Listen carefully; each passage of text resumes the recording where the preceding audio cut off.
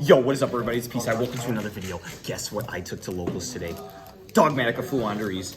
Next iteration. So, we played 40 today. It was 3 Robina, 3 Eaglin, 1 Toucan, and 1 Stree. Next up for the Floowandereeze, we play the big ones, so 2 M-Pen. We do play 1 Mega Risa and the 1 Apex Avian. Now to supplement this engine, we do play 2 of the Simorgh Bird of Perfection. This can chain block and it also searches. And then the 1 searchable DD Crow, which is really nice to search off your Robina if you already have your other names. Finally, for the monsters that you want to summon is the 1 Dogmatika Yugioh. Nadir's Servant also adds back from grave, so you're going to want to tribute over your Ecclesia with your M-Pen to turn on your other copies of Nadir's Servant. Finally, for the monsters, Shifter, just because it's an auto win. All right, so the next portion is the spells. For consistency, we are playing 3 Duality. I cut the Prosperity completely because it conflicts with all of the draw cards that you have in the deck. Nadir's Servant can get you a draw, and then so can your searchable spell off of M-Pen. The continuous spell, it's called Unexplored Winds. So I find myself drawing a lot in my during my play, so I cut Prosperity because it was conflicting way too much. Next up is the 3 Advent of Adventure. This searches any bird or the map. And then I play 2 of the Unexplored Winds. If you're going first, you side 1 out, but going second, this is really good at breaking boards. Because their monster's gone or their back row's gone before they even have a chance to understand what's going on. Next up is the 3 map. You got to play this, and then I do play the 1 Elbors in the main. This just helps you push through boards. People tell me that it's not good because it like decreases consistency and stuff, and you're just putting bricks. But I mean, sometimes you'll draw it and it'll help you push through a board because it literally gives you an extra normal summon and it reduces the amount of tributes that you need to summon your monsters. Next up, the 3 Nadir's Servant.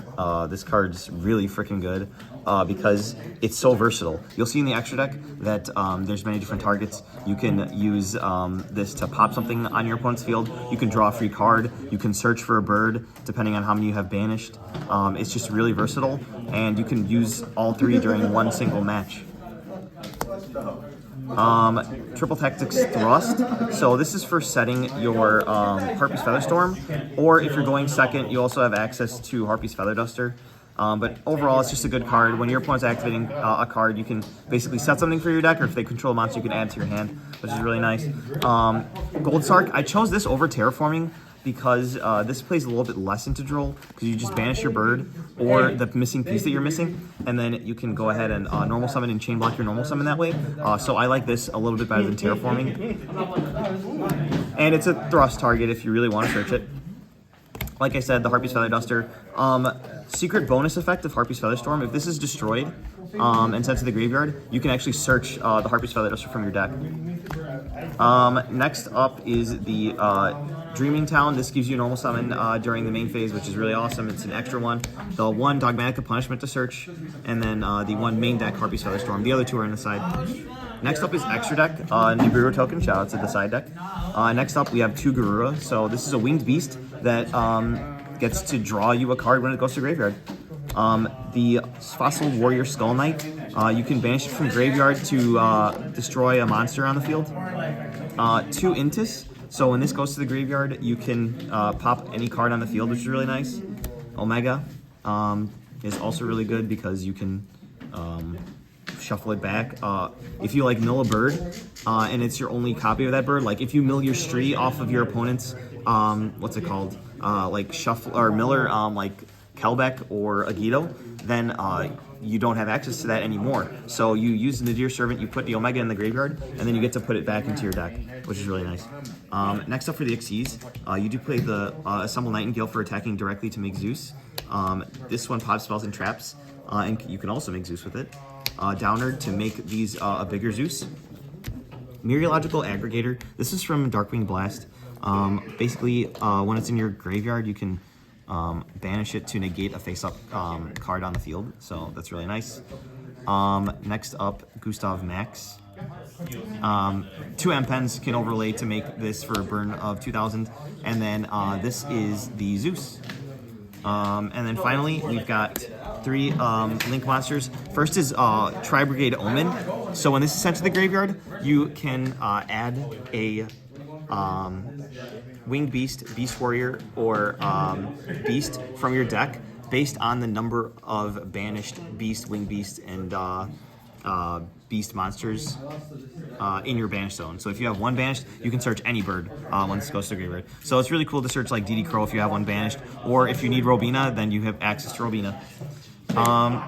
Next up, Underworld Goddess, just to out really big monsters, and then finally the Tri-Brigade Arms Bucephalus 2. So when this goes to the graveyard, you can actually send your Garura or your Omen to the graveyard because it sends a Beast, Beast Warrior, or Winged Beast from your extra deck to the graveyard. Next up, side deck, we do have 2 Nibiru the Primal Being. The way that the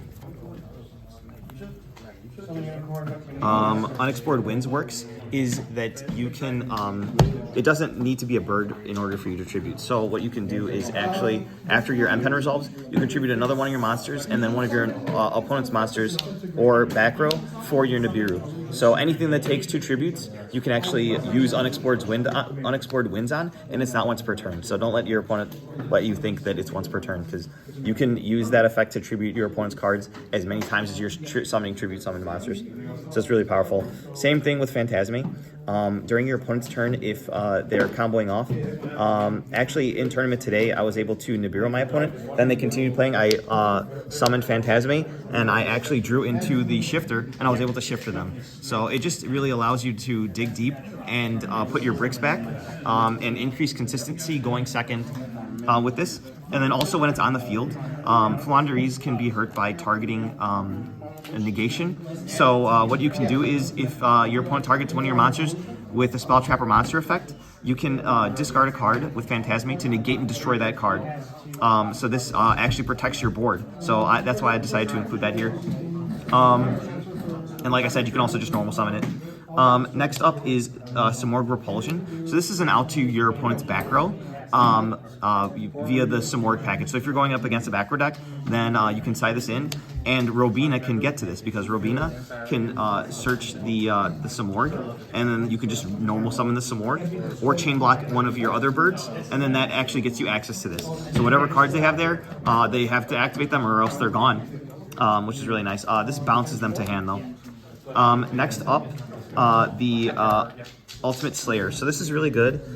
This is basically like your Dogmatika package, where you're allowed to send from extra deck to grave to out one of your opponent's monsters. So it's like Dark Ruler No More in that it can't be responded to by your opponent's monster effects.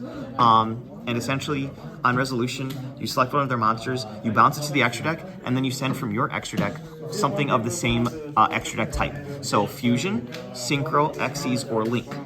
So that's why we have a variety of monsters. Omega, if you use this, you send your Omega, you can always get it back, so you always have a target for your next Ultimate Slayer or your Nadir Servant. If there's a fusion monster, you can either draw a card off of this to help break the board even further. You can put this in grave to pop a monster later on if you know they're going to summon, or you can just pop one of their back row or their monsters with this. If it's an Xyz, you can negate something. And if it's a Link monster, you can either search with Omen, or you can draw a card with Garura. So like you just have so much versatility, which is really why like this is one of the best cards in this deck, the Ultimate Slayer. All right, and then to finish off the side deck, 3 Book of Eclipse. This is really good. So if your opponent has targeted negation, you can actually even use this as a going first card. So you normal summon your Robina. They activate Imperm or Veiler. You can actually activate Book of Eclipse. It kind of works just like the Advent of Adventure, because it's no longer there for it to be targeted by your opponent's monster or spell or trap effect. So since it's not there anymore, you get to resolve your effect as if it wasn't even there. So it lets you dodge Imperm and Veiler. It doesn't let you dodge Ash, but a lot of times your opponent will Ash this, and then you can go ahead and normal summon your birds, which is really nice. I want my opponent to Ash this, because that means it's not Ashing one of my birds. Next up is 2 Evenly Matched. You can search this off of Thrust, but basically it's really good at breaking boards, and it just clears everything except one card. which is really nice. And then finally, the other 2 Harpies Feather Storms, because auto winning is just so free in this deck. Hopefully you guys enjoyed the video. Subscribe for more. We'll see you in the next one.